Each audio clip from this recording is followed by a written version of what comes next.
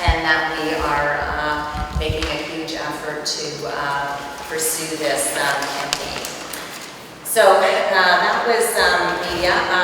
Towards the end of August, early September, we are going to have a discussion panel at Cable 14, and I believe Councillor Whitehead is going to take part in that, if I'm not mistaken, Councillor Skelly, as well as CHML. She's booked us in, so we're just going to finalize those dates. So again, pursuing that avenue as well, just to get the word out. Printed matter, as I mentioned, we've got our petition going on, we've got fact sheets, made up little buttons for everybody, and lawn posters. So if anybody does want any of this paraphernalia, please, we'll take it offline and come up and speak to us afterwards, and we'll arrange to get you this material if need be.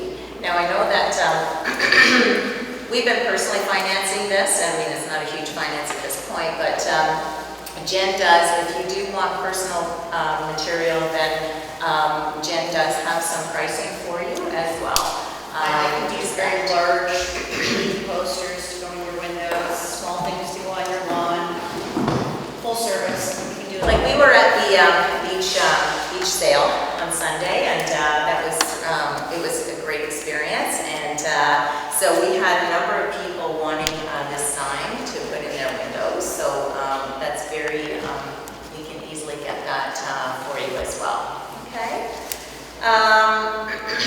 So moving along, and again, we've canvassed businesses. I know Cheryl from Weird Stuff has canvassed the whole sort of East End corridor. I've done from also start to finish, and but we need to pursue that in more depth, obviously.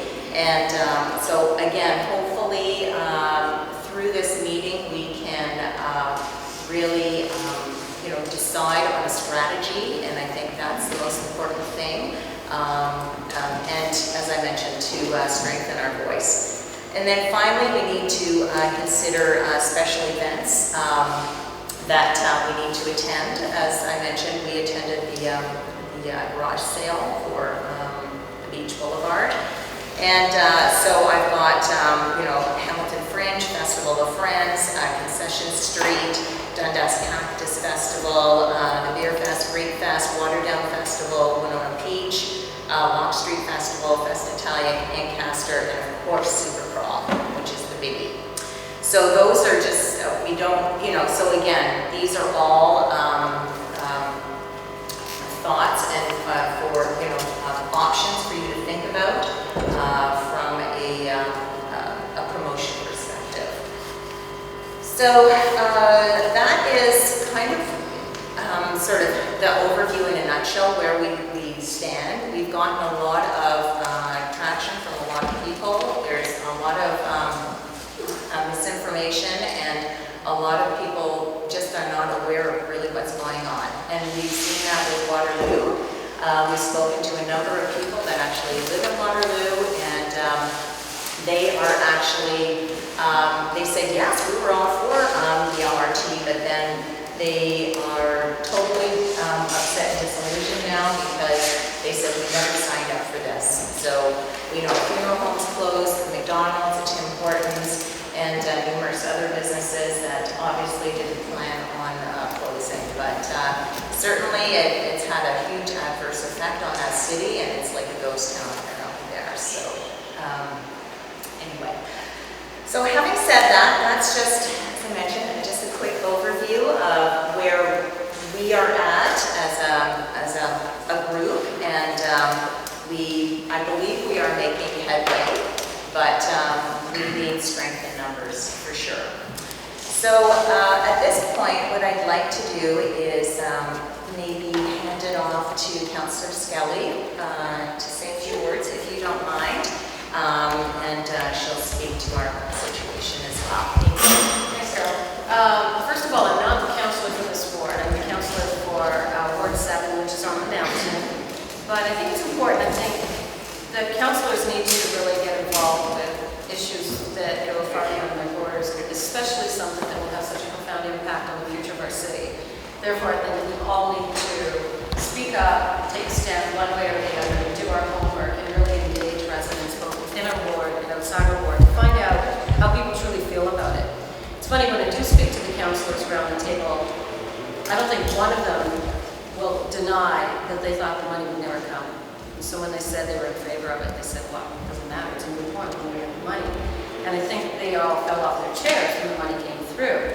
And speaking of money, when I first heard about the LRT, I was quite concerned because it's $1 billion. $1 billion that this province does not have. And that was one of the big issues that I felt strongly about. I do not think that we should be going back into debt to $1 million a year for the next 1,000 years to build something that we haven't asked for.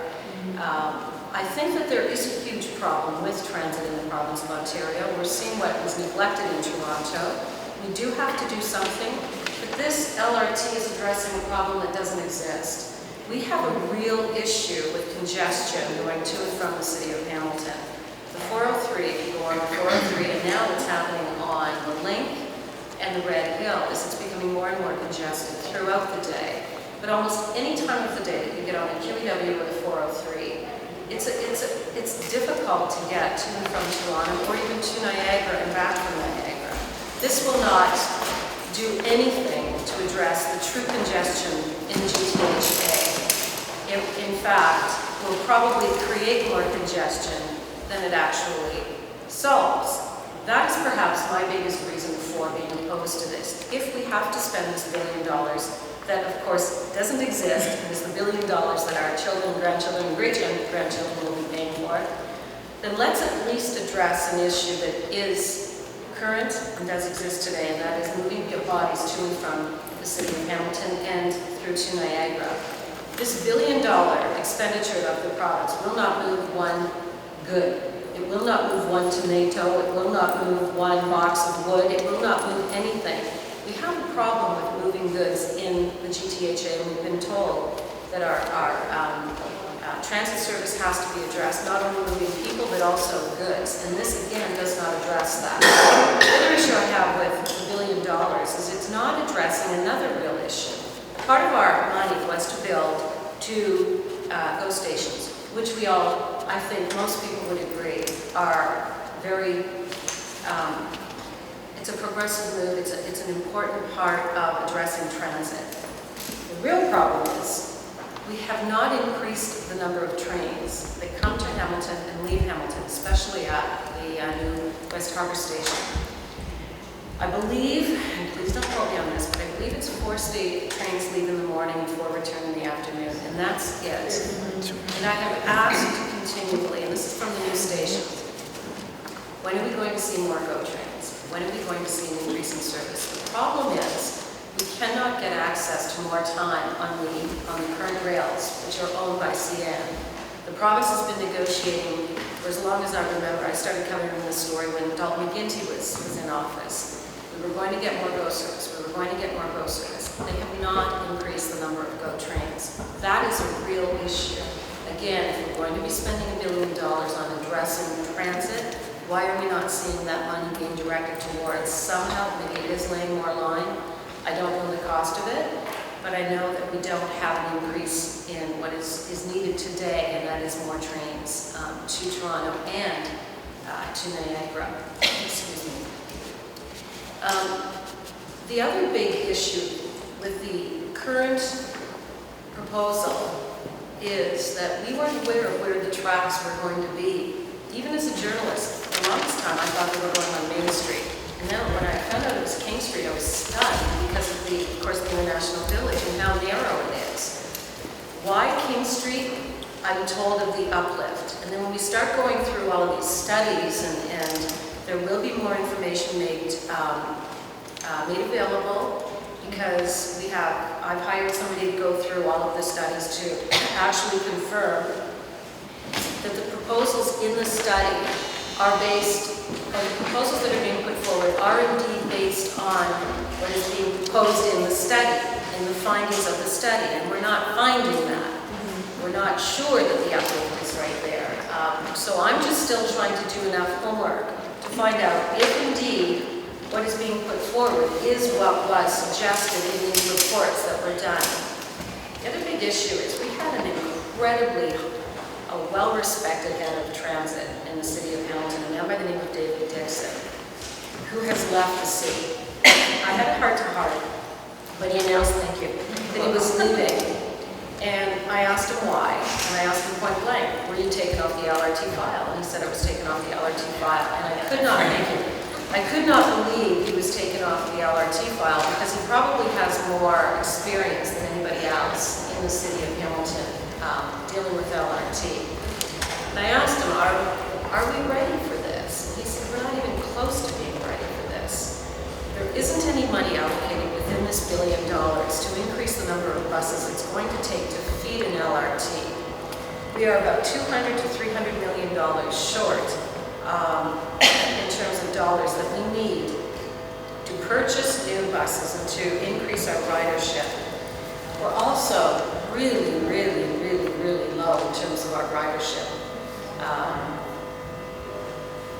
We're in the hundreds where we should be in the thousands of number of riders that we need before we can justify actually having light LRT.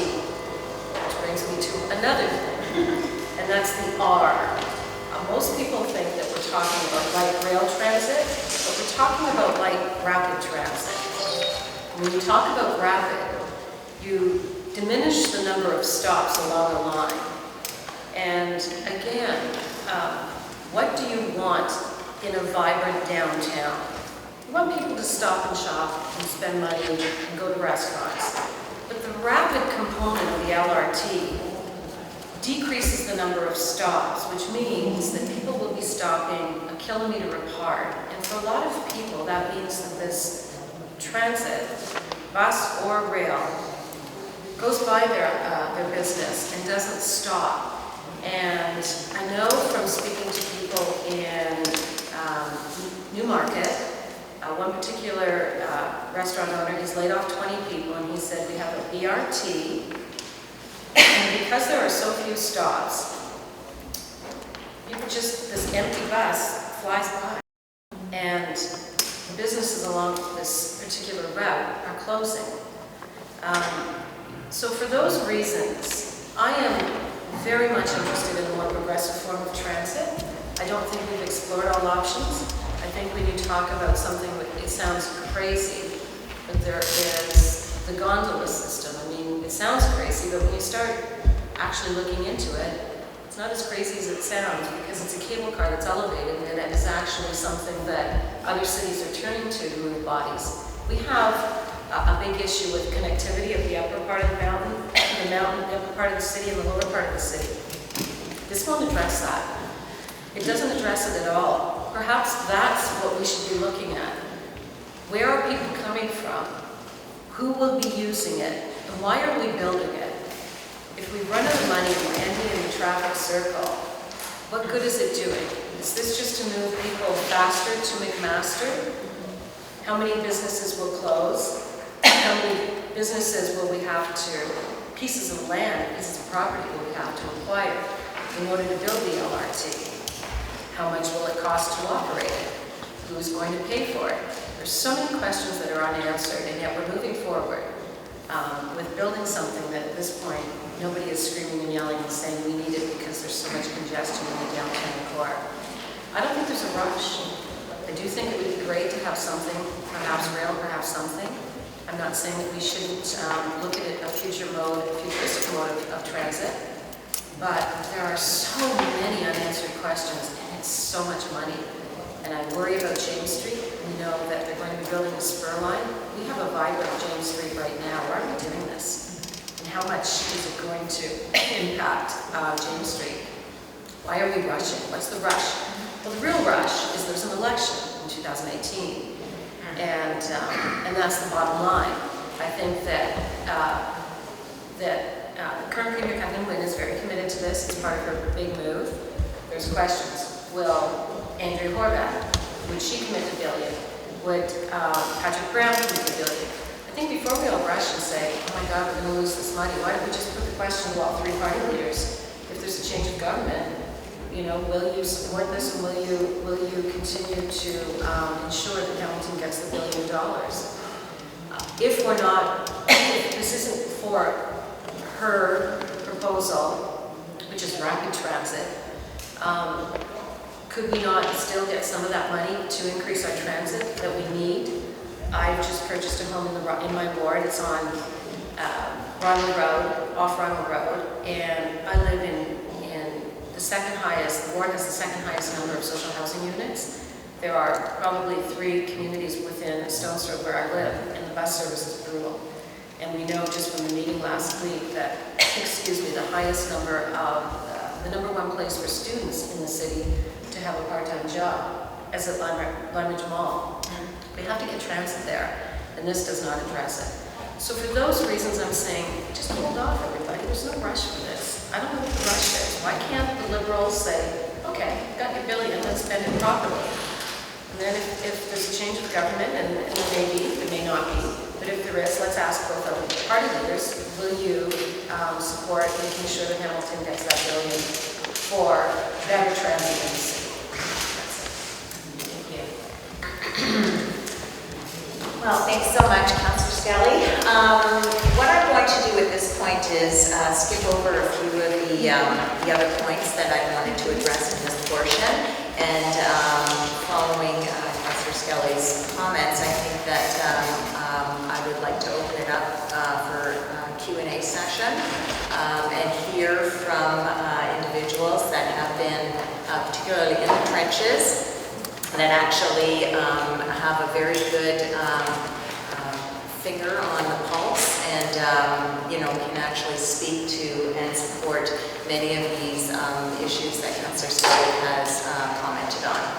So I'm going to volunteer, first of all, Cheryl, if you don't mind. And so if you wouldn't mind just giving me a few moments. Hi everyone, I'm Cheryl, and we have a store at the east end of the city, just 1 block west of Kenilworth. It's called Weird Stuff, and also the Tesla Energy Center. And I've been canvassing probably for just the last 2 weeks, and out of 40 businesses that I've gone into personally, only 3 have wanted the LRT. 2 of them have been community-based. This is Sam's ward, by the way, Sam Marula. 2 of them are community-based businesses, a cafe and also a bike shop. We've had petitions in the store. Every single person that has come into the store, I would say in the last less than a week, I've gotten 75 signatures to 80 signatures. Only 1 person did not sign the petition because she was Native and she, you know, had her own reasons for it, which is fine. I find that a lot of people don't really know what's going on. There's a lot of concern with destroying the main artery in a community with businesses that have been there. We've been there for 25 years. Big and Tall, 60, Denninger's 80, etc., etc. So this is the blood, you know, main artery in a city that's raised the ed, raised the community, and kept us, you know, bound together for many, many years. And all of a sudden, we're being told that we're losing 2 lanes of traffic. We're going to have no parking. We're only going to have, you know, one lane going east, 1 lane going west. No left turns unless you go to an intersection. And Don probably knows a lot more about the logistics of that. I just spoke with Mike Williams from Waterloo, and he's a gentleman that was interviewed by a CBC reporter in December 2015. And he spoke to me today, and he said that he's probably lost about $5 million in sales in the last 15 months. He employs 100 people. He said there's been no remuneration from the city. He's responsible for paying for his own signage to indicate to his customers where those detours and how to get to his property is. He's also requested to pay for his own advertising, any radio spots, etc. So there's been no support whatsoever from the city. He's asked for a plan, to read a plan. He said, if there is a plan for this, I can't imagine what that plan is. He said the worst thing is not only the loss of income for the businesses in that area, aside from the larger businesses that have closed. Tim Hortons is now on shorter hours. They're closing their hours. The funeral home is closed as well. And he said there's about 6 or 7 businesses that are keeping in touch with him that probably won't make it for the next 5 months.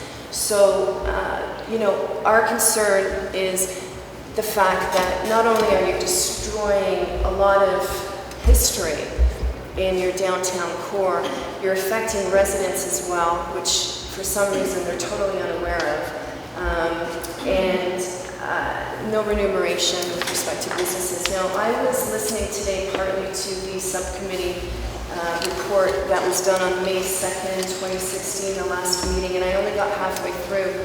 However, at one point, it was basically said that the businesses will be protected.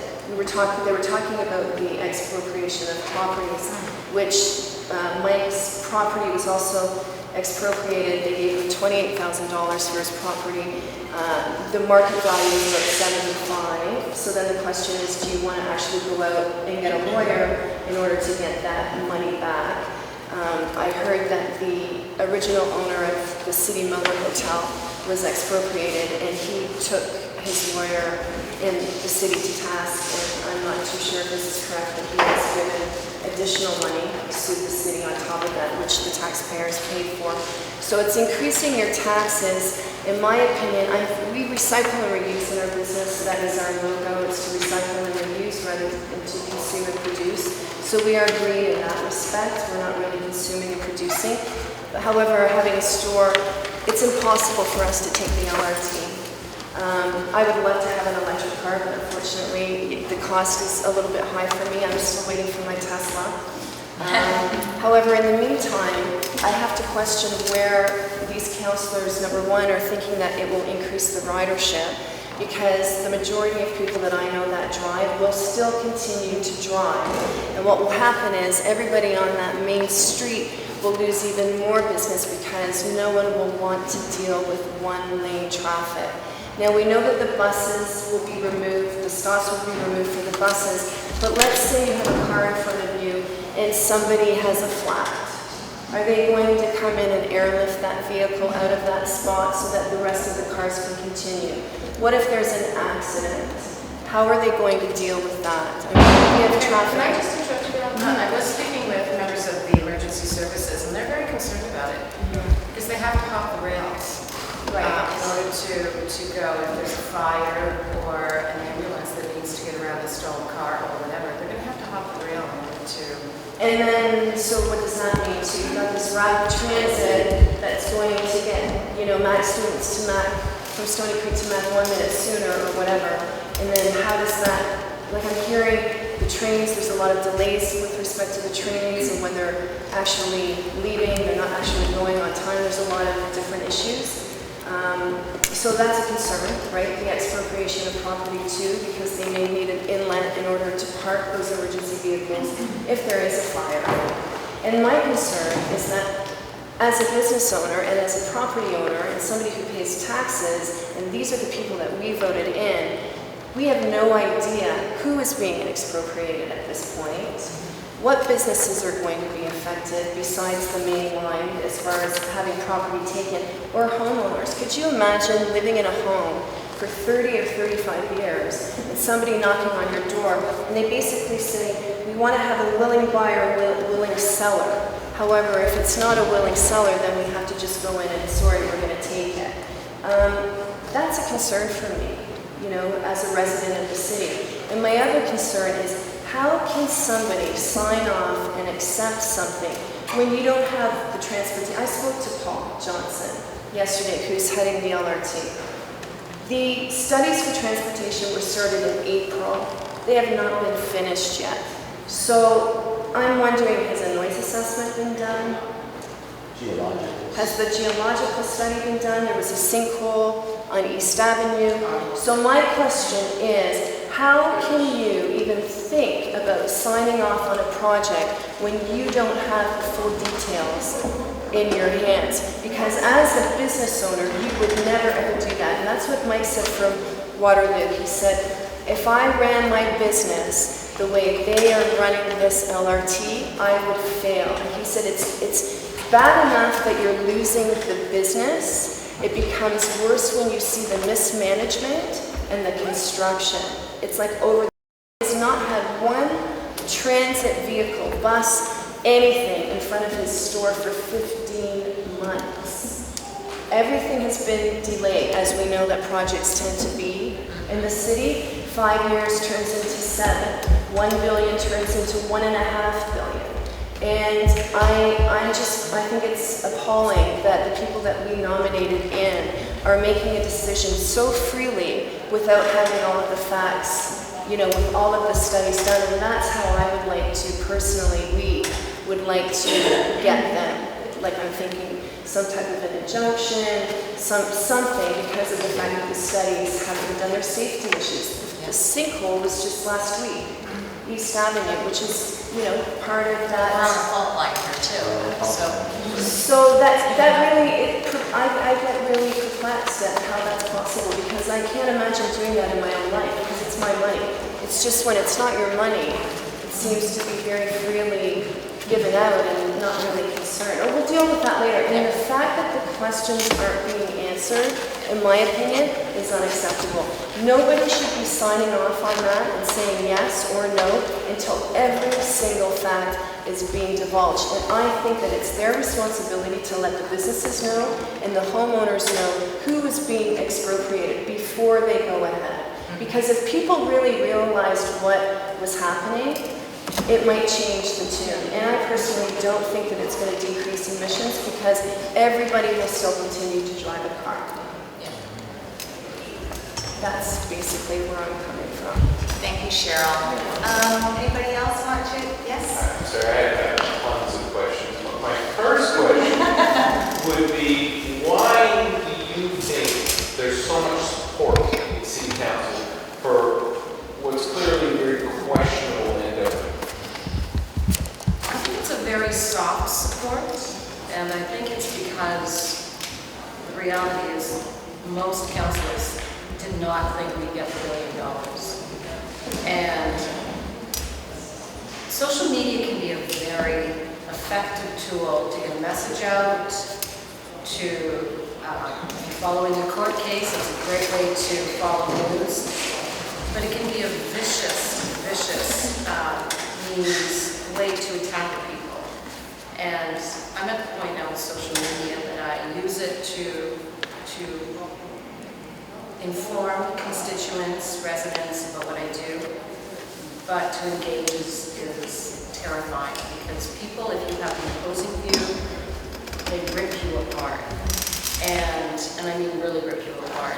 I'm pretty thick-skinned because I was in TV for a long time and I was attacked from everything from my stand on political views to what I was wearing. So, but I don't think everybody is, and so I think that they're really hesitating to speak out. But I also think that the no side, if it exists, and clearly it does, has not really mobilized yet. Right. And probably because people weren't aware of it, and yet we talk about you're so slow on city council to get anything done.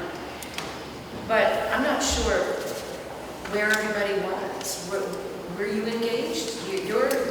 I think personally, and we can all speak for ourselves because everybody's slowly coming online now, so it's taking weeks for this to happen. But first I actually understood, actually even gleaned what it meant for LRT, other than the beautiful illustrations posted in the Spectator over and over again. Look how fabulous it is, look at this shiny train.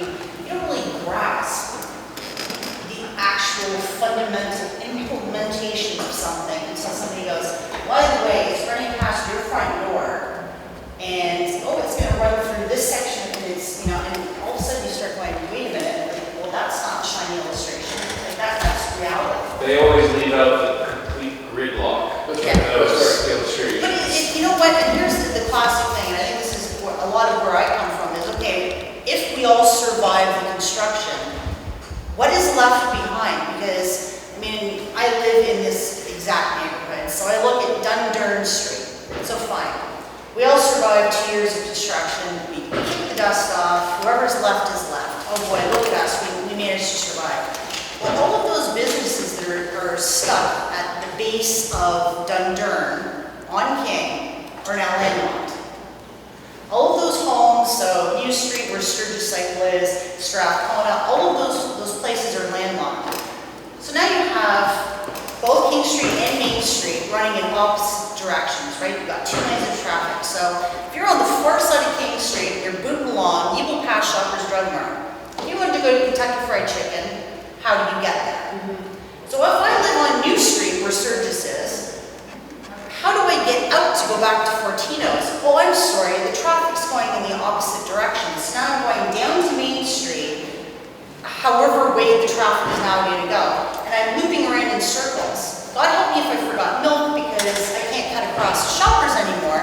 And that's going to happen all across the city, wherever these stations are, the way that you're structuring these track lines, you're not alleviating emissions because what you're doing is you're taking the people that do actually drive and you're forcing them to do probably 4 or 5 times the amount of driving just to do really basic, simple things that they used to do, and it would take 2 seconds, you just nip across a couple of lanes, work with the lights, no big deal. You know? If I could answer your question though, back to why is council so supportive? A big part of it is we're hearing, why would you turn down $1 billion, right? Yeah. First of all, when Sam said to me, there's a pot sitting in the park with our name on it, and this money is on it, and no, it's none of those words. They're broke, or this is going to make them even more broke, and somebody else will be paying for it for the next many, many years. But besides that, my issue is, why are we being held hostage to this is where it has to be spent? If this is still, it's actually money that's coming from residents in Sudbury and Stony Creek and all across Ontario. It's not just our money, and yes, this money could be given to another community, but why aren't we simply saying to any leader within any party, if you're worried about this election coming up, just give us a promise that we can use it for how we see fit. We have a huge infrastructure deficit in the city of Hamilton. If you want to position yourself as a great city, spend the money where we need to spend it, address our immediate concerns, and perhaps address the very, very high corporate tax rate that we have. And maybe we will see more jobs come here, and we will see a higher standard of living. But to be afraid to even challenge our current government about why are you saying that if we don't go for LRT, it's all or nothing? Why? Why? How much is that $1 billion going to cost us? How much is that $1 billion going to cost us? I mean, that only gives us a partial line. It doesn't give us any of the feed stuff we mentioned already earlier about the $200 to $300 million we need for buses just alone to feed this system.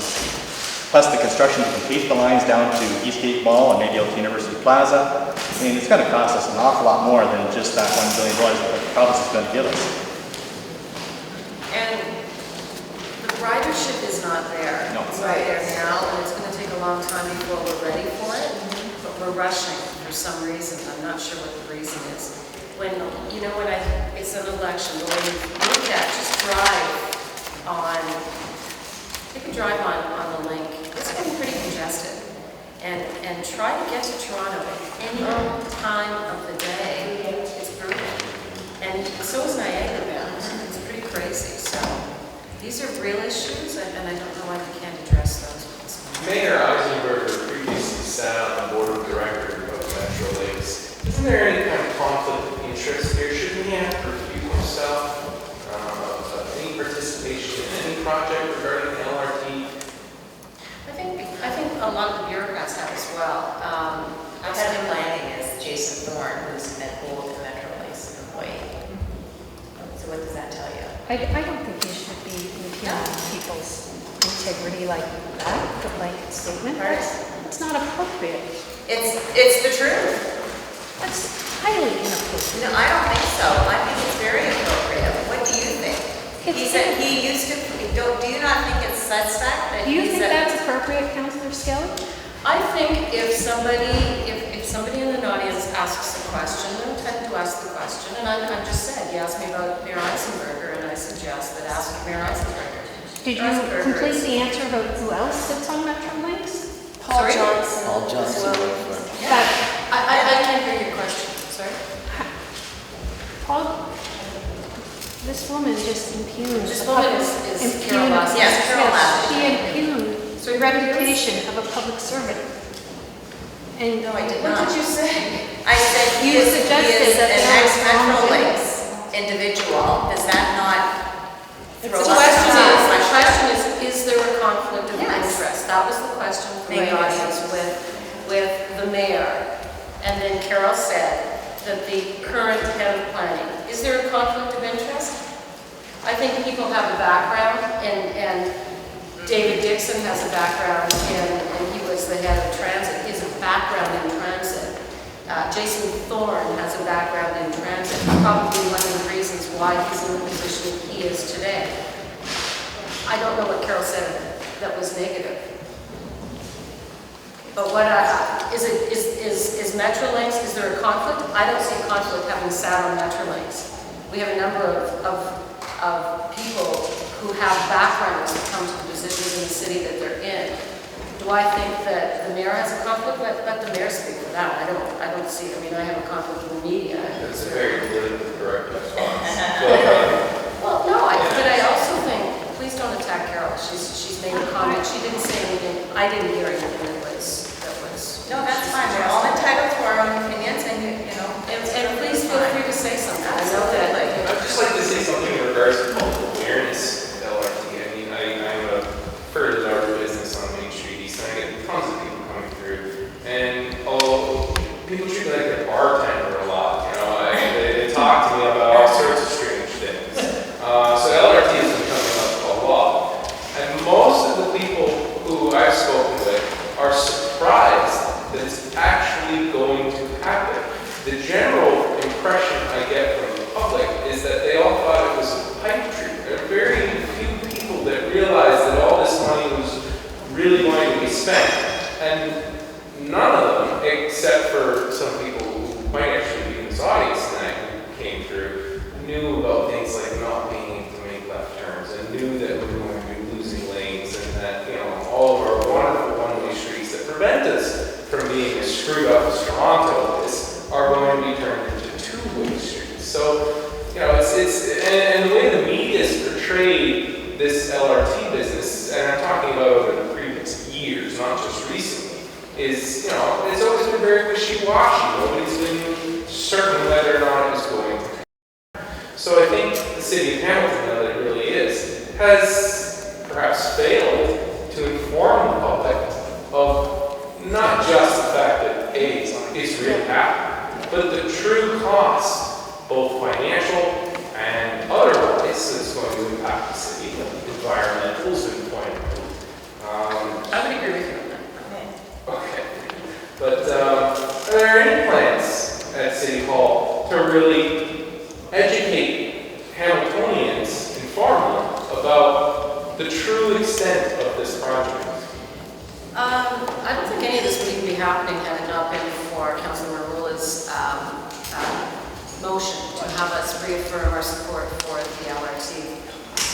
That actually triggered a lot of questions. And so because of it now, there will be a day addressing LRT issues, a full day allocated towards that. But I think you're going to see a lot more. It's just, you know, you'll see, I'll push for answers, and sure the councilors will start pushing for answers to a lot of the questions. And I think that people have a right to have these questions answered. And we hear constantly that things are running smoothly in Kitchener-Waterloo. I've been to Kitchener, I've heard the LRT, and I've been there, and I was somewhat surprised. I've gone to BRT outlet just to see what BRT is like too, and it's very interesting. I hear over and over again, one of the reasons people want it and there's so much support in the downtown part of the city is that it's sexy. And we were at a meeting, and the actual word was, and this was, I wouldn't take, or public transit is for poor people, was that what it was? Public transit is for poor people, but the LRT is sexy. And who said that? No, I'm not saying who said it, but it was a group of people. No. And I was stunned, and I thought that really does, in many ways, send a bad message. Yes. I think that if you're going to be building something, it should be because there's a part of our long-term plan. But a lot of people do rely on public transit. A lot of people need it, and we had a report just this past week about, as I said, going back to people who are trying to get part-time jobs, young people, and they have to take transit to Meadowlands for the power center jobs and Lime Ridge, and to treat it as a sexy thing. I think we should be treating transit as a need. It's too costly, and we have to address it.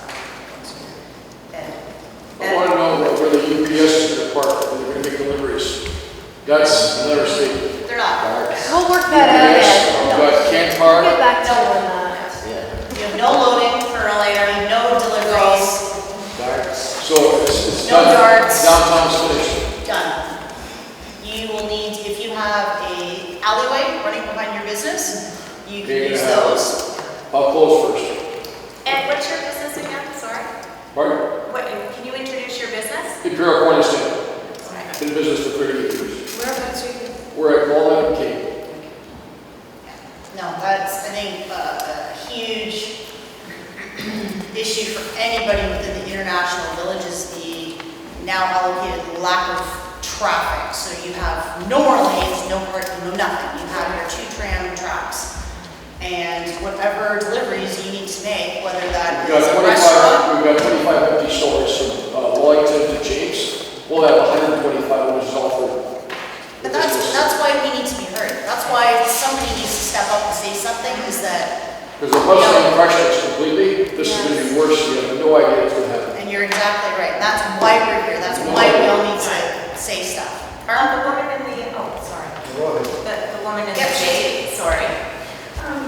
I agree with you, Councilor Scully, that the behavior on social media has been atrocious. And even when we have differing opinions, what you're bringing to this group tonight is helpful because we all need to be aware of these points. And I have a different opinion than people here, but I want to learn. I want to hear what's going on. We also have to understand that LRT is part of a bigger picture of linking the greater horseshoe area eventually. I have another concern. I don't know a lot about Hamilton Municipal yet. I'm learning about it. How long has it been since the King Street line, the road itself, has been repaired infrastructurally? I don't know that because I've only been a resident of Hamilton for a year. The reason I ask that is I come from a small town that is about to dig up their main street, and it is going to disrupt every business on that main street. However, if they don't dig up the main street, they are going to be in extremely big trouble because all that infrastructure underneath the road is crumbling.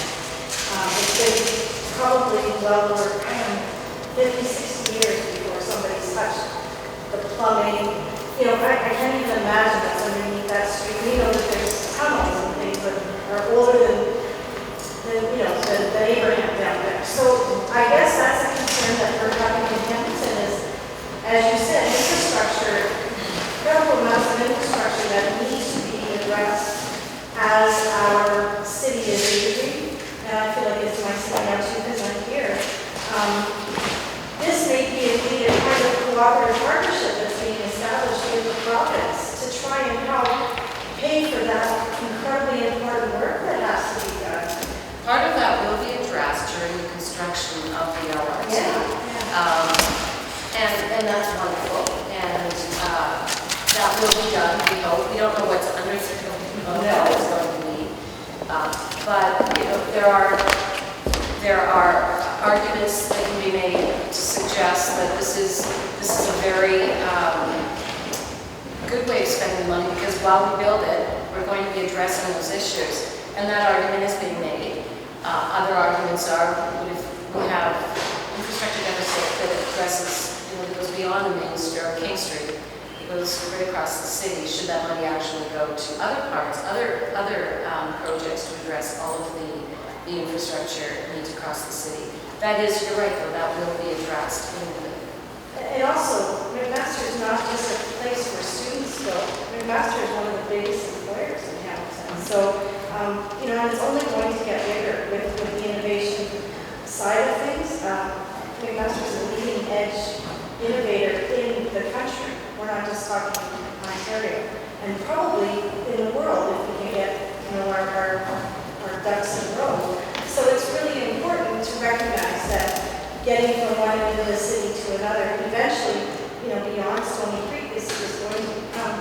more and more part of our lifestyle.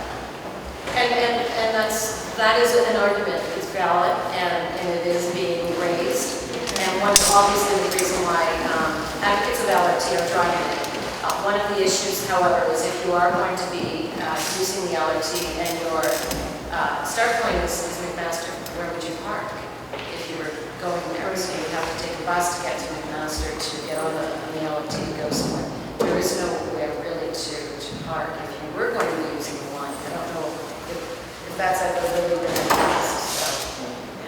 But and back to the social media thing, I agree. I think it's become a playground for adult bullies, and I think it could have been such an amazing tool. But the minute you have a differing view, some of the most prominent people that I know are using it and are acting like children, and it's dangerous because in this job I spent a fair amount of time in the first few weeks when I was elected, going out into elementary schools, and the guidance counselors and the teachers are telling me that the stress level of kids today is through the roof, and social media is contributing to it. And then I look on social media, and I've got these prominent members of the community acting like children, attacking people simply because we have different views. Whatever happened to engagement and talking and coming up with a really, if we're going to do this, let's listen to your concerns. Just give you an opportunity to speak. It's not an us versus them. There may have to be a happy medium here. And we can learn from Absolutely. That's how better solutions come about when we work with all sides of the. And it doesn't have to be an attack though, some people may be sitting on the fence and then I say, kind of like it, but could we do it this way? Well, why can't we talk about it? Why is it this? I'm sure he could agree, I would agree that the more social engagement we have, because the print shop, I have to say, is not unlike bar and you listen to everyone's problems. But a lot of people come in and they see new LRT sign and it starts some kind of engagement, whether they're for it or whether they're against it or whether they're in the middle of the road. You become to be very, very aware of how little people know about the true nature of all of it, from beginning to end. And it doesn't really matter. It's just, they're like, oh, I didn't know that.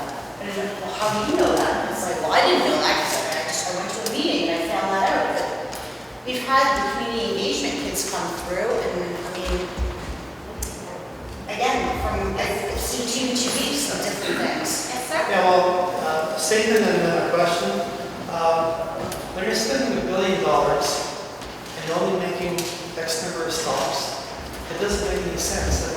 Hamilton does have an aging population. And so are you going to require people to walk a kilometer or more to be able to get to one of these stations? Where it's not by bus, they can get on almost in every block. It's not a kilometer or more, it's a kilometer, the stops are a kilometer apart, so depending on where you are going, you will be within that kilometer going back and forth to your destination. So it still seems Quite far. ridiculous to make so few stations. But my question, Councillor, is when is the drop dead date of no return when the city is going to say, okay, we're doing this? Is there such a time? According to Sam Morello, we're years past that. Oh, I asked him personally, so I was told. We are already in, the LRT is already in the process of being built in the so sense they that can't back up. you can do anything. You have a vote. Your vote is very powerful, and you can do anything. Yes. We can do anything. You can change anything. It depends on how much you want to. We never really thought of this. This all came up now. When did they come to the business along King Street? 6 months ago, a year ago. Started with Mr. Marula. First of all, I want to make sure you realize I'm not the No, no, spokesperson. no. And I'm also the newest member of council, I'm probably the least informed. How did you guys come in? How you guys coming through? Well, you tell me. Why come to me? I said, I want to go back to City Hall, tell these people that we're not doing it. Carr, can we, yes, Jill? I too, sorry, I too am interested in understanding all the different perspectives on this issue. My issue is that you talk about the bullying on social media. I think it should not be part of this dialogue. that you question the integrity and suggest there's a conflict of interest. You can't say that you want to discuss the issues and then question the integrity of a public servant. And I am disappointed, Councillor Kelly, that you would not speak in defense of that public servant. Okay, I will say right now, nobody here is going to be attacking anyone personally. Jason is an amazing man. Whether he worked for Metrolinx or not, I don't care. We all have an issue or a background. Let's take that off the table. I apologize if there are any. That's an issue. This will not happen again. There was a suggestion of a conflict Let's of move on interest to of other Mayor more Eisenberger concrete and a issues. public servant. Both of those individuals are not here to speak for themselves. Her response was that I needed to talk to Mayor Eisenberger myself. I'm She here did to- not imply or answer my question. She made no implication on his behalf, either positive or negative. I'm here to talk about it. Yes, Michael, so let's move on. Do you have another pertinent question? No, I'm just Or interested comment? in listening. Yes, To the okay, issues. good. Okay, thank you. I do. Yes, Cheryl? Two things with respect to what this gentleman said. Yeah. We've had LRT representatives come to our store on 2 or 3 occasions, probably the last year and a half. And every single time they come in, we speak our minds about the fact that there will be no loading, there will be no parking, you're going to destroy businesses. I would like to see from the city the results of all of those little people for the city, students, that go from business to business, because I've heard it all when I go from business to business. I want to see what those results are. Number one, and number two, Carol, I think you may be able to help on this. Is there not a point in your information where Kathleen Wynn actually states that she would look at another alternative, a hybrid situation, if we chose not to go with the LRT? It isn't this no LRT, no money situation, but for some reason, the city is not giving that to the people. It's not as fixed as they are making it seem. Am I incorrect, Councillor Scully, with that information? Are you aware? Depends on who you speak with. I think I would like to pose the question. That's why I said the suggestion in the beginning. I don't know why we're so afraid to ask our elected officials. Do we have an option, or is it a hard and fast rule? There is an election coming up in 2 years. You know, how do you all feel? If there is a change of government, is the money going to be pulled? Well, We need to know. You know, we need to know, where does everybody stand? I think it's a very important question that we should be asking, because, you know, if it's the Liberal government, it's fine. We've got the funding. Or do we? I don't know, but because we haven't asked the question, and could we have this money? And if not, why not? Why can't we take this $1 billion and still use it in transit? Right. And still address other issues? Why can't we? And that's, well, Kathleen Wynn supposedly is saying that. That's why I'm asking you if anyone else is aware of it, or is it just Kathleen?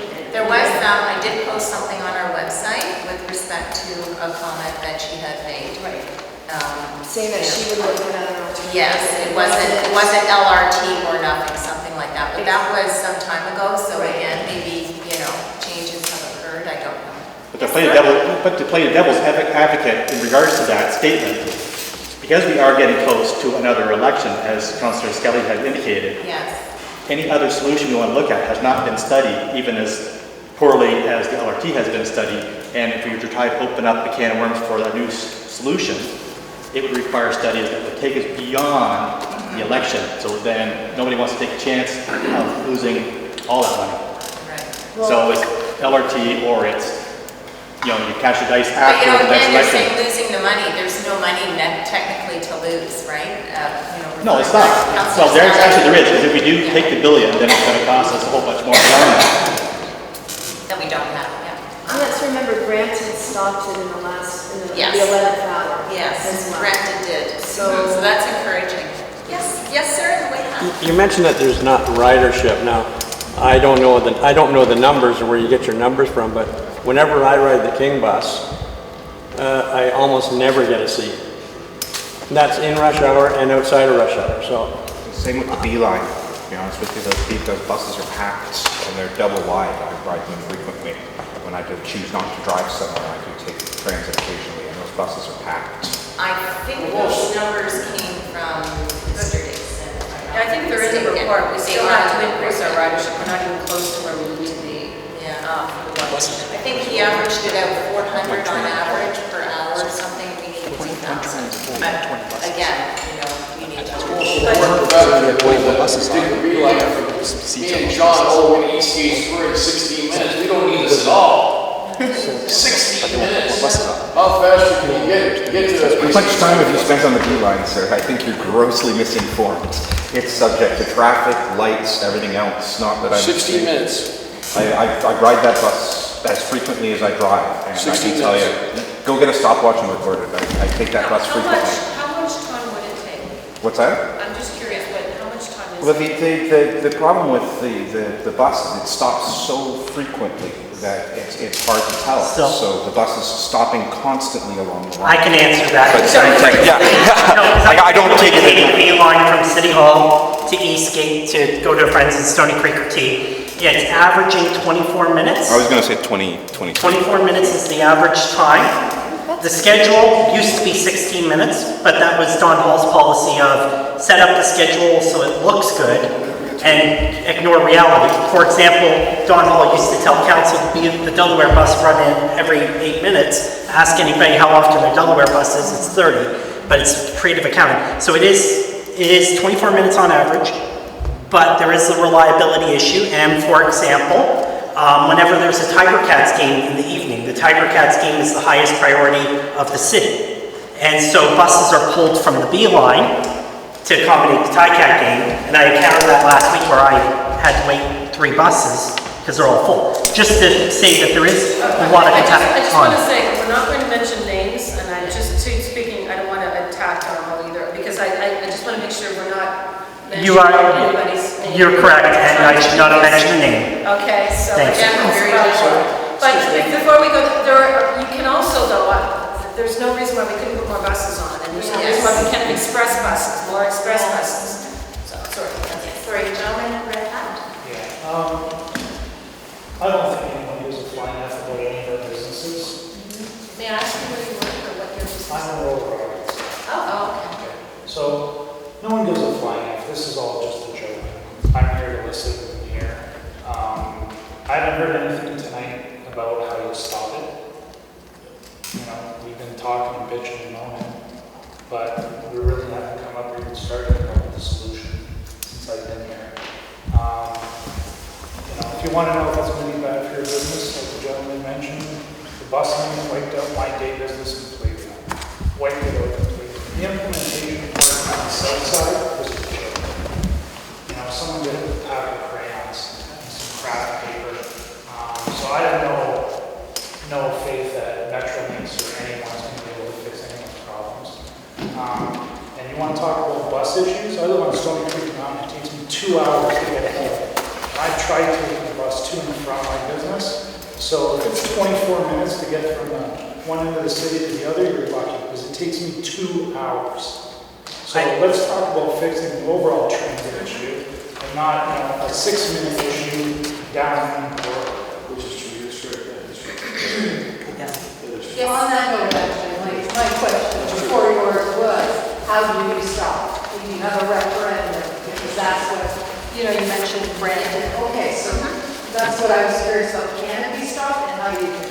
Okay, so that's really the main purpose for our group tonight, is to become a cohesive group and to strengthen our voice. As I mentioned, we have petitions on change.org. We have manual petitions that I would love for everybody to embrace and get people moving and talking and signing. We are going to appear at most, if not all, of the festivals, and just to make us visible. And I think that's the main thing at this point. But we need to come together as a group and a strong voice. Yes, Robert? Okay, it's great to see the petition, but how many meetings do you need? You know, is there No, more than that, I'm just curious as a show of hands, how many of you actually know the route and the the number of stops and all of the particulars. I mean, I know you know, because we know, and I know you know, because we know, and we're telling you, but I mean, how many of you actually need information? Because in order for us to actually be an intelligent voice that has something to say and that can actually engage in a full-blown conversation and address every issue that anybody has to shoot at us, we need information, and that has been sadly lacking in this whole process. Because I really think at the end of the day, if all of us had known in 2008, when the stupid office started, we wouldn't be here today looking at the 11th hour. We would be far past this point, and there would have been thousands of people standing up against this instead of 20 of us sitting here going, oh shit, how did this happen? So I will leave everybody my email, and I will fire off a diatribe with everything that I know. And it all comes from the city, so it's not as if I'm making things up as I go along. Yes, Carmen? First of all, I live in suburbia. People may live where they don't really care. They don't even know. And they don't need to sign a petition. Because it doesn't affect their lives. Yes, It affects our lives. Excuse me for a second. It affects our lives. Well, taxes and what? It affects our lives. Because we have a business on King Street. Okay, what we're going to do is we're going to bring the element in these areas, all in the area. We're going to sit down with them, just like we're here tonight, to see what they're going to say. Because we're not going to be in here just sitting like you said, chatting 24 minutes and a half an hour. No, but you know as well as I do, how much property does Vrancor own? How, like, you look at Sheridan, you look at Galaxy. Yeah, No, those are all businesses. we're going to a small business. Small business affects us. It does affect us, but it also affects the mighty dollar. Those are all huge businesses that you cannot access the parking. Nobody's approached any. The thing is, we should have a vote. All store people should have a vote. Expect And that's it. That's the end of it.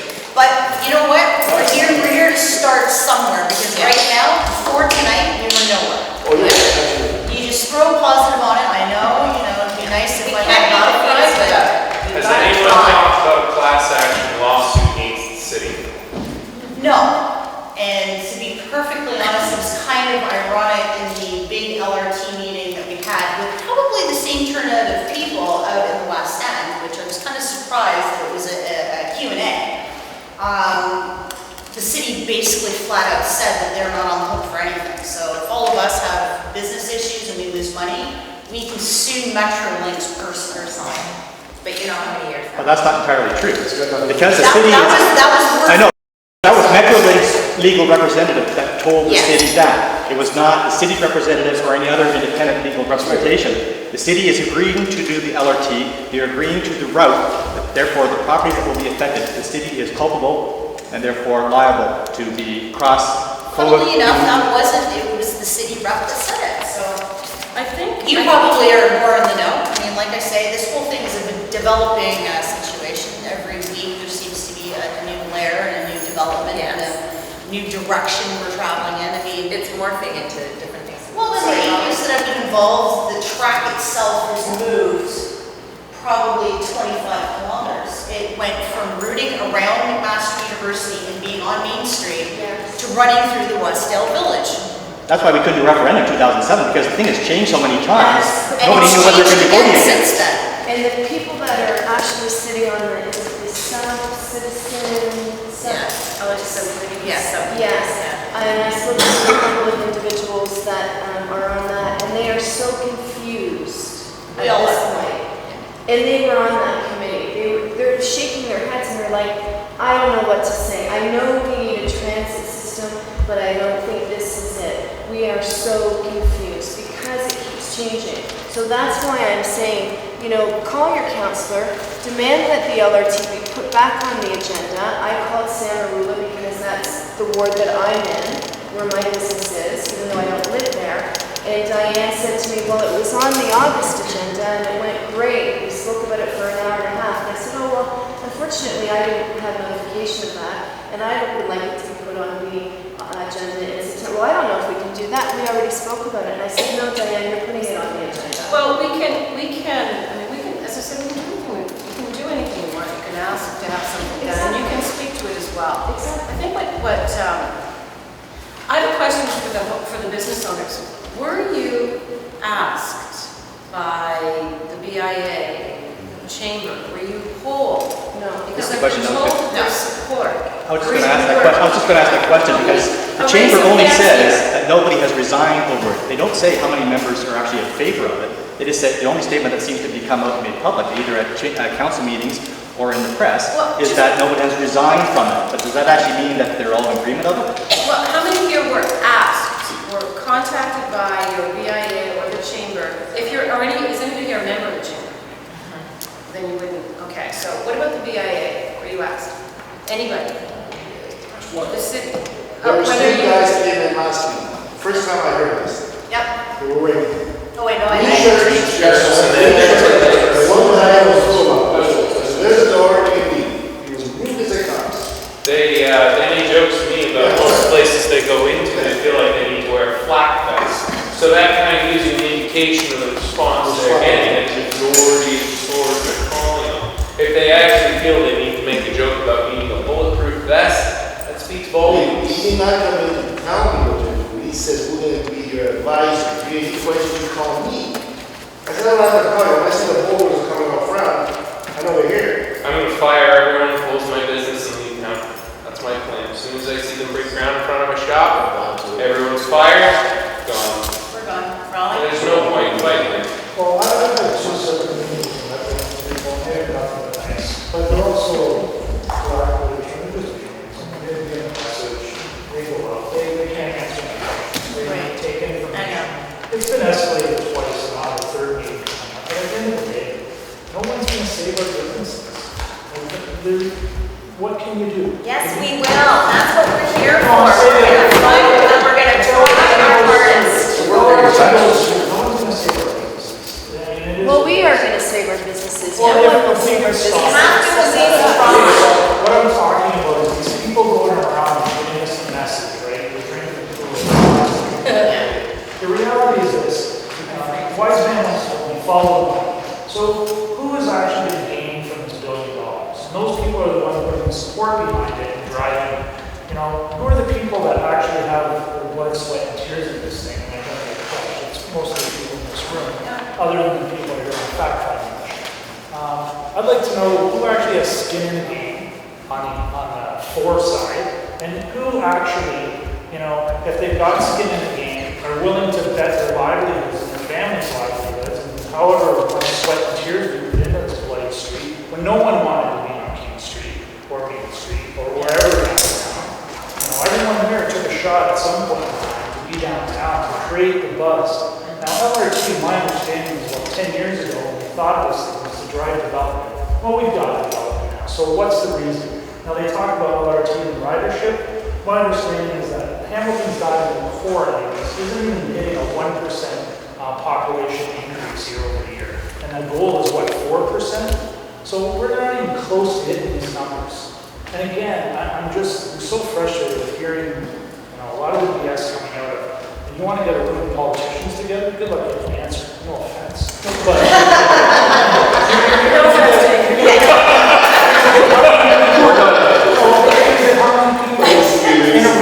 that are fighting for votes, that no one can speak their mind because everyone's so politically correct, because we're going to impugn someone. Well, I'll impugn someone without naming names because I don't know their names. Listen, if you work for Metrolinx and now you've been hired to work on the Metrolinx project, I think there might be a bias there. Me. I don't know who you're talking about. Yeah. This is not, I really don't want, I don't think. Councilor, maybe you could just answer this original question. How do you think we could stop this? What is your recommendation to this group of people how to kill this thing now? I'd go to the three political leaders and say, there's an election coming up. Yeah. Will you give us that money? And will you let the residents of Hamilton say where it's going to be spent? And we've got to And then you'll get people across the city to get involved. Yeah. Because they can say, well, we need buses, because I'm trying to go from Stony Creek to Lancaster. My kid lives in Stony Creek and they work at the Blank and Meadowlands and they need to get there and they can't get there because there aren't enough buses. Or the infrastructure and the roads are so bad, or we need more GO stations or more GO trains. I do that wouldn't be part of the city, but put the pressure on your political leaders where the money's coming. This is provincial funding. I thought that was another stipulation though, that the GO system be linked to, It will be. if we have enough money left over. It will be, it will be. It's the spur line. If we have money from spur line once it's all said and done. There lies the rub. I mean, if the plan had come through, that it was gonna be from a GO station, you know, we just built a brand new one. It won't be LRT on James, it will be rail, but it will be inclusive. That's why they've shortened the length, and that's why it's Seems decreased. like this real like. But if you want to get people engaged across the city, get them engaged across the city, say, give us That's a what we billion. need to do. Give us $1 billion to spend the money the way, keep it in Hamilton, if people are so afraid that, you're gonna turn it back, and put it on road transit. Can a city hold a referendum on an issue like this to shut it down? Should be. How do we Yeah, do that could be an option. How do we do that? You'd have to get You lobby your political figures, you could. good counselors. Sure. Could you not put forward a motion to call for a referendum personally as a councillor? Yeah, but I think you can't, there's no point in doing anything until people are aware of it and get people engaged. You need information, you need the right information, you need it in, we all need to sit down and say, the questions that were asked tonight. What is this? Whose property will be expropriated? Let's find out information and find out, as I said, I think that you really need to get answers from the 3 provincial leaders about this. Because that's been a major problem, is misinformation and lack of information. And that's what we're trying to get across here, is that we made up a fact sheet. We're saying no to it, but we want you to look at these and ask yourself these real questions. These are real questions. Everything that we've talked about tonight is on this piece of paper. And they're valid, and a lot of us are fighting for our businesses and our livelihood. But, yes, sir. Okay, first off, thank you for taking the time and the civic engagement to do this. I would really like to give you guys for putting this together and for being so committed to your community to have these concerns. The second question I guess I have is, if this is beaten, is there an alternative you guys are proposing? You've got a little thing about the BRT, VRT. Is it just kind of an idea, or like? You know what? VRT it could be any type. I mean, I've used in certain discussions Renton Zoom as a good example, because they have a tremendous transit system, and my son takes it every day, and it's phenomenal. But it hooks up to the city transit systems. And while their stops are, quite far apart too, much like an LRT would, the other bus lines hook up to it. And so, to have like a connecting system, a BRT, to connect to improved HSR systems that will cover the whole city, I think would be, really one of the issues that we need to possibly look at and consider. But probably, I think improve transit, improve the HSR and get, faster buses and the articulated buses moving. With that, the city right now is currently in the process of upgrading a lot of the lighting system with a system that's more intelligent. So like the situation we had last year when we had that truck that crashed into the Skyway and they had to divert the traffic, they had to send people to individual traffic signals to control that. How much are we spending on that, Councillor Skelly? Do you happen to know what the figure is roughly?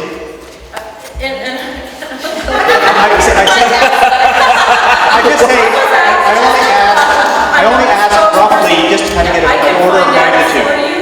I am probably... The reason why I ask is that there actually is a smart traffic light system that actually uses a combination of ground sensors, cameras, that will actually readjust all the timings and lighting to deal with the traffic flows both north, south, east, and west, that will allow to maximize the traffic flow through an area. You can actually deal with not only the demands for today and tomorrow, but for the next 20 years down the road, if we had this system put into place. And if we're already investing several $1 million in upgrading the system we have right now, but still has to require manual adjustments just now it's from a centralized location, we could have taken that money, or we could continue to add to that money to put this lighting system in addition to the bus systems or whatever else we need to put in to maximize the transit.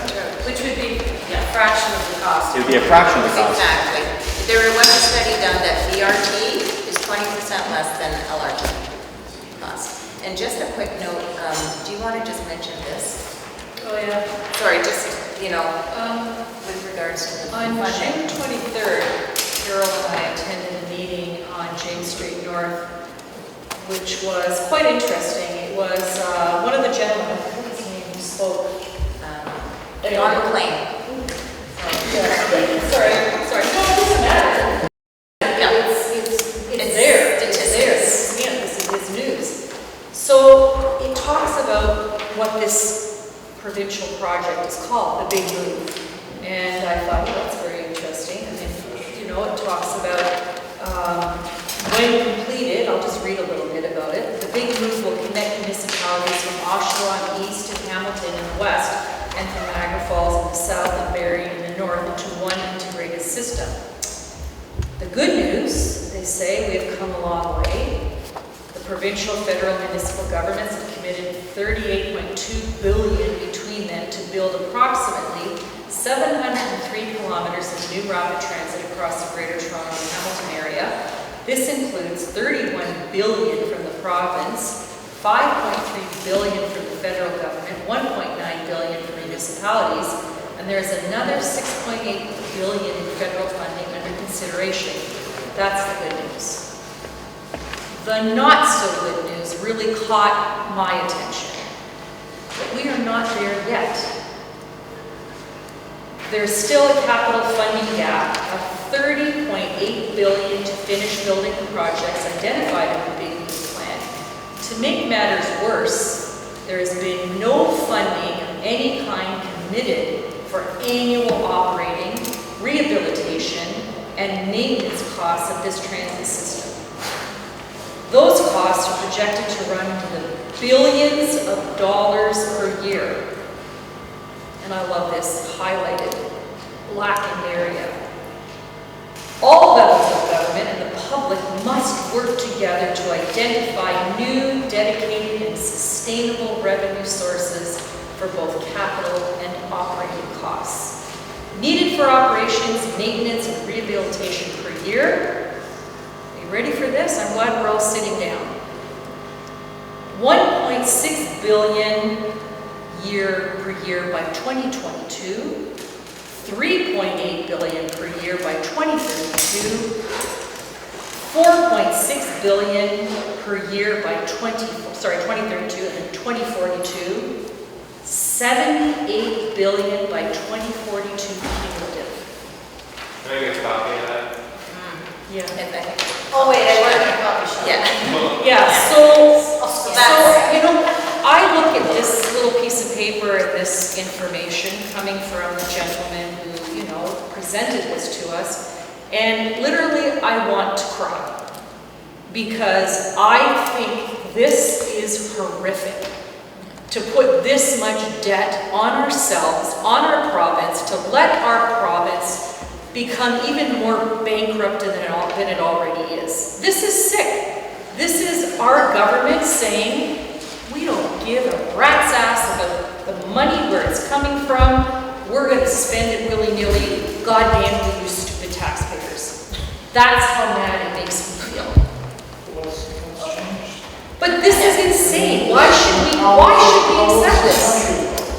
Maybe going on for as long as this country's been. Well, don't we have to put a stop to this? Don't we have to say enough is enough is enough? Part of the problem is no one can grasp what $1 billion is. Oh my God. I can't wrap my hand around what it does. I can. It's more money than I'll ever see in my entire. I think if you put it in terms of how many MRI machines it was paid for. Yeah. How many knee replacements or hip replacements, how many college tuitions have been paid for. Yeah, thank you. Good It idea. needs to be put in the terms that people can What understand. will we be giving up in our lives for our children and ourselves? What will we be giving up to pay for this? And that's Really why. announced the shiny toy Yes, that thank can you. easily be replaced with a bus at a fraction of It the has cost. Wi-Fi, all right? Yeah. You can do that on buses. It doesn't lower if you're immobile in any way, and you can't bring a stroller on it. Sorry, and the last thing, the average person Maybe when I'm like, you're has no clue. They have no clue. point, Raleigh. The whole purpose is to, as I mentioned, Let me know. you know, I have a me, machine. myself, is to band together and create a strong voice. And all we can do is try. And because if we don't try, if we take a fatalistic and then you know what, this is all for naught. So I think we have to at least try, and I truly believe that there is hope. I mean, Renton gave us hope by defining their BRT. I've been in contact with them. You know, so I think if we continue ramping up and continue being visible, I think that's the main thing out there. Telling everybody the true facts about what you're going to face, I think that you'll be very surprised. And I don't know the answer to this question, I'm asking the question. If LRT goes through and the dust settles 7-8 years from now, and it's completed, how, other than gaining 6 to 8 minutes on getting across the city, what's the net effect, either positive or negative on the city? Does anyone have that answer? Depends on who you speak to. There are certain studies that will say there is uplift from it. But again, I'd like to see the study and verify that comment is true. And meaning, if it was based on the study, show me in that study where it comes from. I've also heard that you're building LRT for economic uplift, you're building it for the wrong reason. It's a tool to move bodies, it's a transit tool. Build it because it's a transit tool, and let it address your needs. So I think what you need to do, what we need to do is to ask these questions and get the answers. Let's invite Paul and people who are working on the project, who have as many answers, the most answers, and council. Get your councilors here, invite them to come and ask them why they are against it or why they're in favor of it. And let's really get the conversation going. Right now it's been really one-sided. I think that you need to explain your views and have a more fulsome conversation. I'm not even 1,000% against it. I just haven't heard anything that tells me why we should do it. You know, like, if my business has to go under to take hold of the greater good of the city, then so be it. And I'm exactly like you. If you can give me a reason to support it and really show me that, and that it should be on King Street, I think we have to do it. You know, I just haven't found that yet. And I think being a fiscally conscious person, I would say if we had that billion and we all sat in a room and asked everybody in the city, how would you spend the billion? I don't think you'd get a majority of people saying build an LRT from Queenston to Mac. I think they'd come up with many other structure, better transit. The thing that upsets me the most about this is it is going to ruin the nicest street in Hamilton, King Street. That's right. And possibly James Street. Are the two nicest streets that are going to pick to ruin it. Would not, from the international village, I believe, James Street, would that not be akin to what happened on the street of Toronto? Yes. So I mean, to me, there's a movement of a street that was too narrow. It was already surviving, and he killed it. And it's a forever joke. And perhaps that's another thing, to reach out to business owners and homeowners in those areas that have it, and ask them, just come, and also Kitchener, would you come and speak to these groups? Because and also people who are in favor of it. I think we have to have more, you know, you said, if we can find a reason, then tell me what the real reason is. Would it be beneficial to go to Main Street from the Manchester Christian to Fiesta Mall? I And thought make the that. buses completely on King Street? I thought Main Street was a better venue than you, but for some reason, King Street is. But I told that to Terry White, I said, bring it every day. You know what I think, there's no money here. Where is the study that was done to say and give the reasons why King Street and James Street turned out to be the preferred street for the LRT? Where is the study? They exist. We just have to ask, let's ask the experts to speak to that. That's what we need to do. Yes, sir? I did ask that question a couple weeks ago at our riding meeting we had with Sam Morello, who's basically says that the city is projecting that 200 to 250,000 people are expected to grow into the downtown core in the growth of the next 20 to 30 years. So that maybe the International Village is potentially being designed or earmarked to be all torn down and turned into multi-story, multi-residential properties. They're not really worried about the ground level businesses, so they will actually be in a way of this development that's projected. Could be, yeah. Yes, that's right. Anyway, we're getting close to closing time. Any last remarks that anybody would like to say? I'd like to thank Donna for coming here.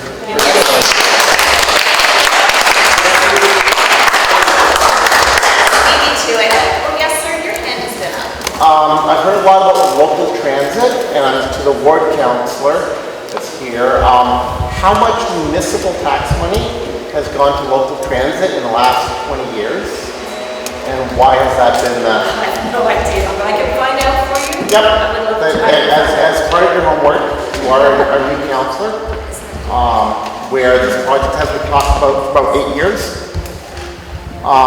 That is the other thing, is that local transit, and how much money has gone or not gone into that, where that money has come from, and there's been a drought of municipal tax money.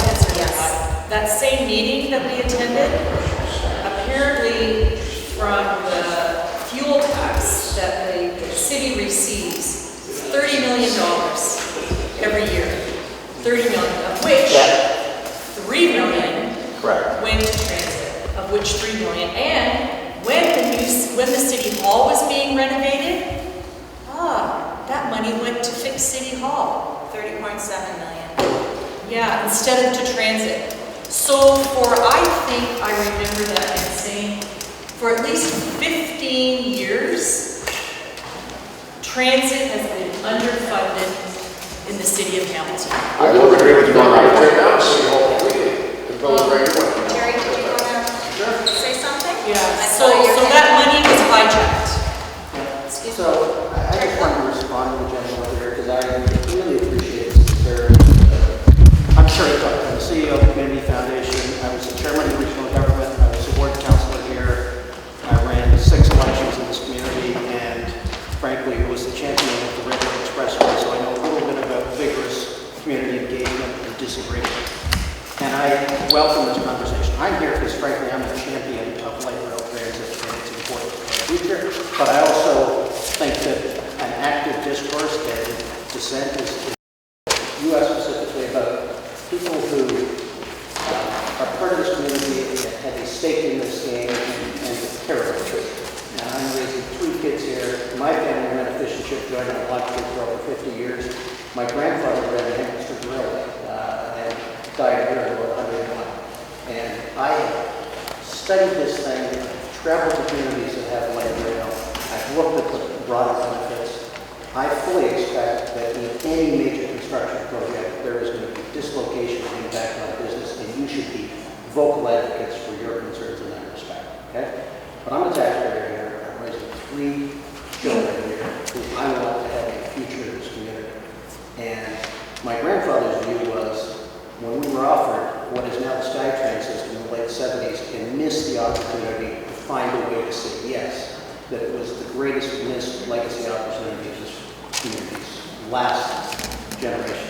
And in my view, if we don't find a way to say yes to this as a starting point for major investments in our transit system, that's the spine of the system that needs to be expanded region-wide and we have woefully underinvested, then we will rue the day we miss that window. And it's all well and good to say that we can take the billion and use it elsewhere. My experience having run a government is that 8 days, you have windows of opportunity that come along once in a generation to say yes. Close this window. And if, sorry, I listen with great respect.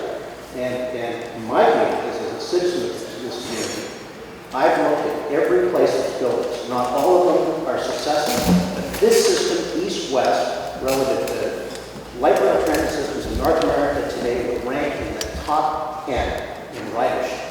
And it's the part of our community that has seen the greatest disinvestment and assessment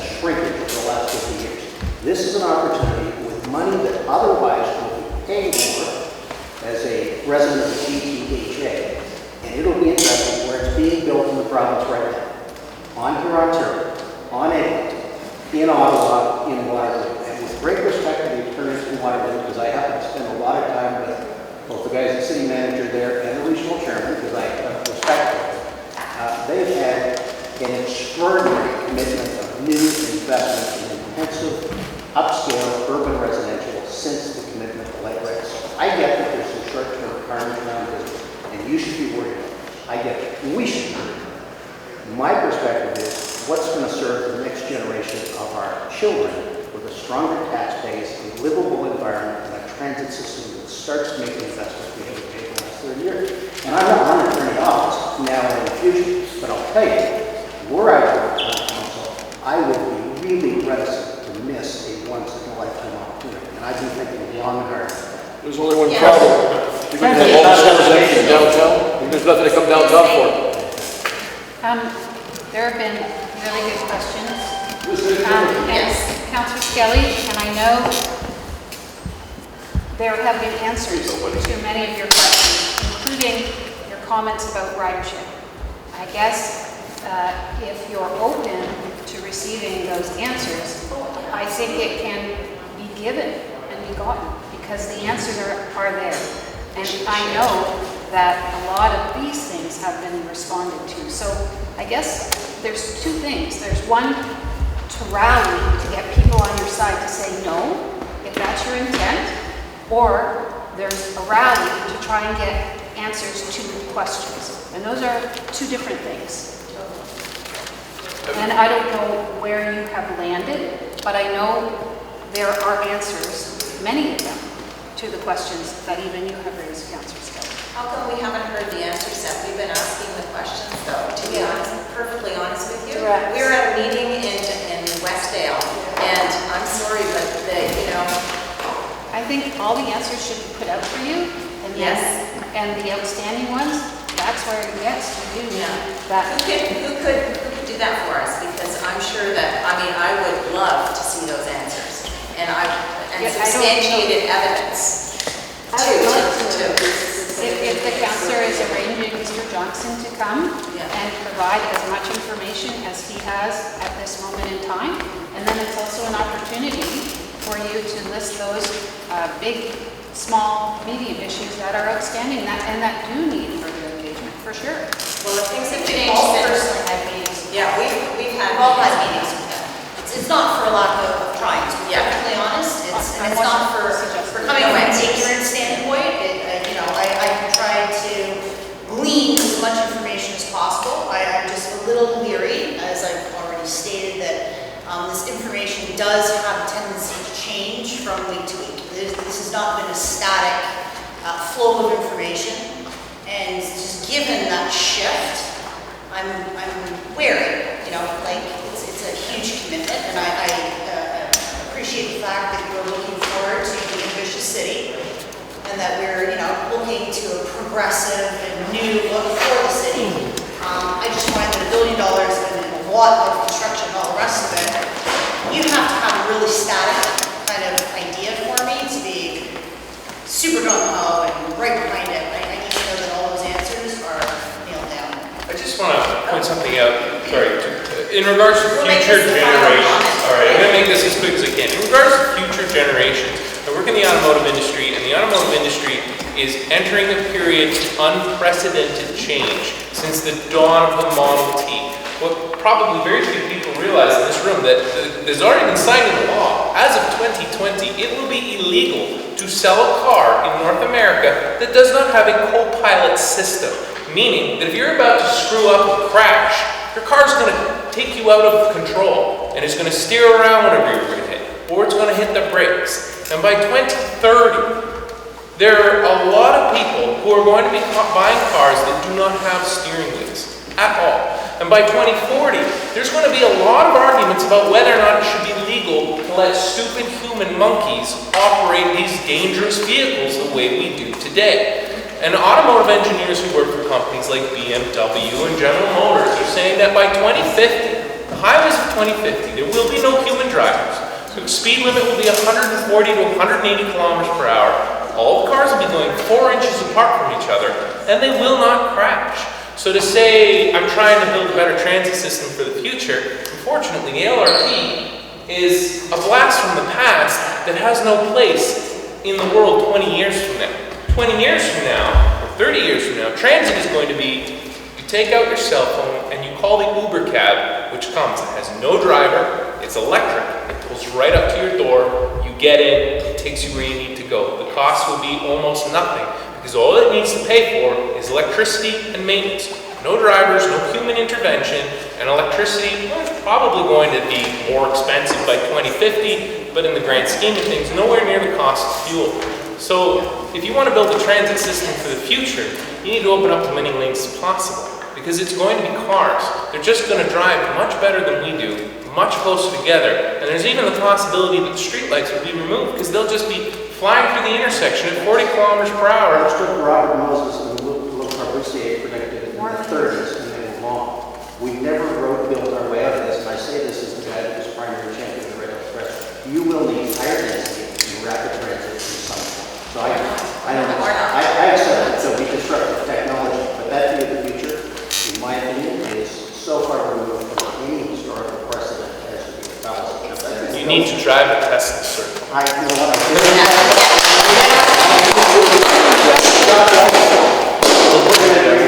Okay, I think we have to do a bit of wrap tonight. Thank you, everyone, for coming and for your thoughts and comments. We agree to disagree, which is great. At least we've got this dialogue going on. Let's just keep it going. And please